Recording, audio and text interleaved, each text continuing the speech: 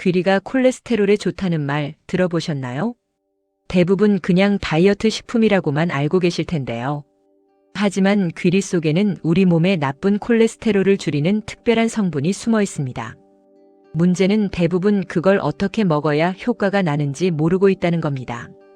오늘은 그 성분의 정체와 실제로 수치를 바꾼 사람들의 식단 변화를 함께 살펴보겠습니다. 저는 매일 아침 귀리죽을 먹었습니다. 건강검진에서 콜레스테롤이 조금 높게 나와서 귀리가 좋다는 말을 듣고 꾸준히 챙겼죠. 그런데 3개월이 지나도 수치가 거의 변하지 않았습니다. 귀리의 베타글루칸은 3g 이상 섭취해야 혈중 콜레스테롤을 낮추는 효과가 생깁니다. 귀리 한 컵에는 약 1g 남짓한 베타글루칸이 들어있습니다. 즉 하루에 한 컵으로는 부족하다는 뜻이죠. 식약처, 미국 심장협회, 유럽식품안전청 모두 동일한 기준을 제시하고 있습니다. 특히 연구에 따르면 하루 3g의 베타글루칸을 6주 이상 섭취했을 때 LDL, 즉 나쁜 콜레스테롤이 평균 5에서 10% 감소한 것으로 나타났습니다. 이를 맞추려면 귀리죽 한 그릇, 귀리 그래놀라 한 줌, 오트밀 우유 한 잔 정도의 조합이 필요합니다. 귀리를 하루 한 번이 아니라 여러 끼에 나눠 먹는 것이 훨씬 효과적이라는 점 꼭 기억하세요. 저는 아침 식단을 바꿨습니다. 따뜻한 귀리죽과 오후 간식으로 귀리 그래놀라를 먹었죠. 처음엔 맛이 심심했지만 병원에 가니 의사 선생님께서 이렇게 말씀하시더군요. 귀리를 다른 식이섬유와 함께 먹으면 나쁜 콜레스테롤을 낮추는 효과가 배가 됩니다. 귀리의 베타글루칸은 수용성 식이섬유로 장에서 점액질을 만들어 담즙산을 흡착해 배출시킵니다. 이때 간은 혈액 속 콜레스테롤을 끌어와 새로운 담즙산을 만듭니다. 이 과정이 반복되며 콜레스테롤 수치가 점차 낮아지게 됩니다. 귀리죽에 아몬드, 호두, 아마씨 같은 견과류를 함께 넣으면 효과가 훨씬 좋아집니다.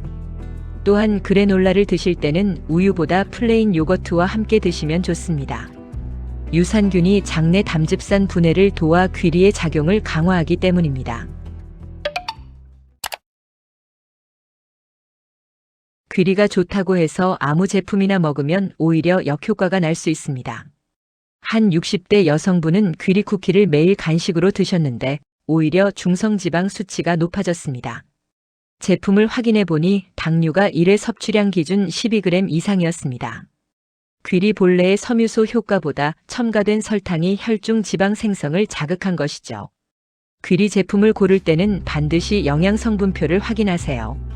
총당류가 10g 이상이거나 시럽, 포도당, 설탕이 앞쪽에 적혀 있다면 피하는 것이 좋습니다. 또한 인스턴트 오트밀 제품 중에는 베타글루칸이 거의 남지 않은 경우도 있습니다.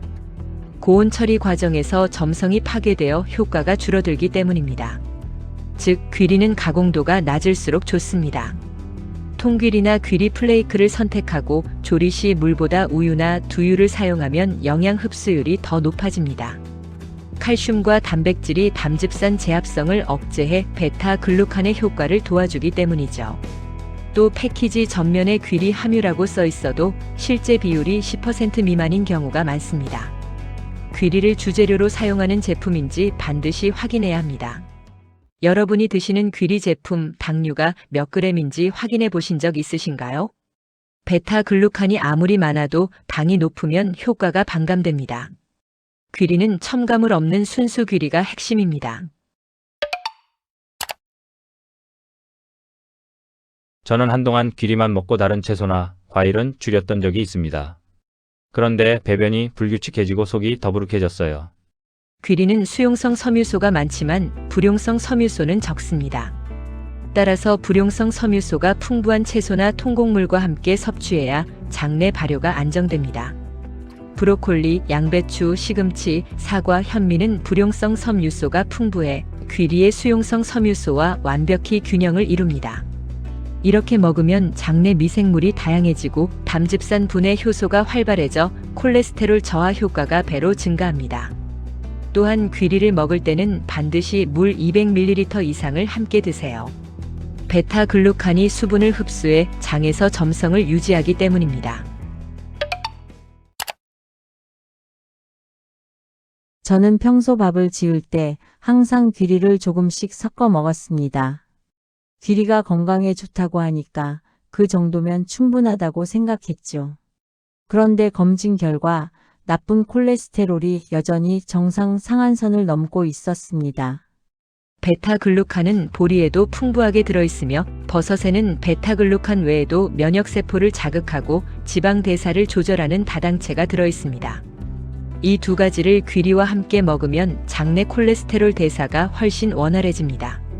실제 임상실험에서 귀리죽에 보리쌀과 잎새버섯 가루를 함께 넣은 식단을 8주간 유지했을 때 나쁜 콜레스테롤 수치가 평균 12% 낮아졌다는 보고가 있습니다.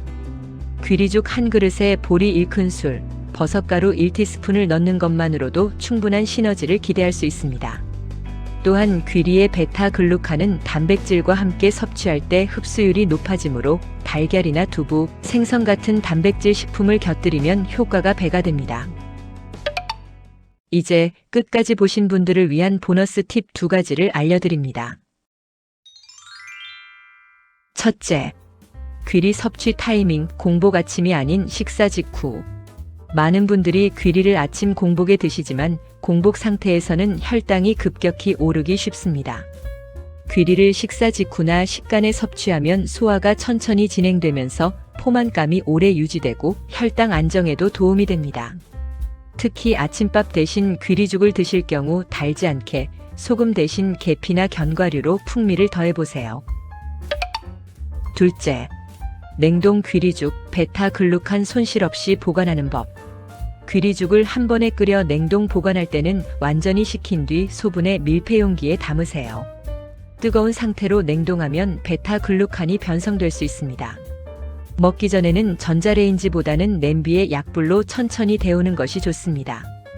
이 과정을 지키면 한 주 분량을 미리 준비해도 영양 손실이 거의 없습니다.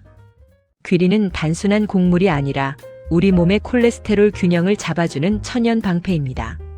하루 3g의 베타글루칸을 꾸준히 채우는 작은 습관이 수치를 바꾸고 혈관 건강을 지켜줍니다. 오늘 저녁 귀리 한 그릇으로 가족의 건강을 지켜보세요. 여러분의 식탁이 곧 여러분의 혈관 건강으로 이어집니다. 여러분은 귀리를 어떻게 드시고 계신가요? 귀리죽, 그래놀라, 스무디 중 어떤 방식이 가장 잘 맞으셨나요? 댓글로 나눠주시면 다른 분들께도 큰 도움이 될 거예요. 시청해주셔서 감사합니다. 오늘도 건강하세요.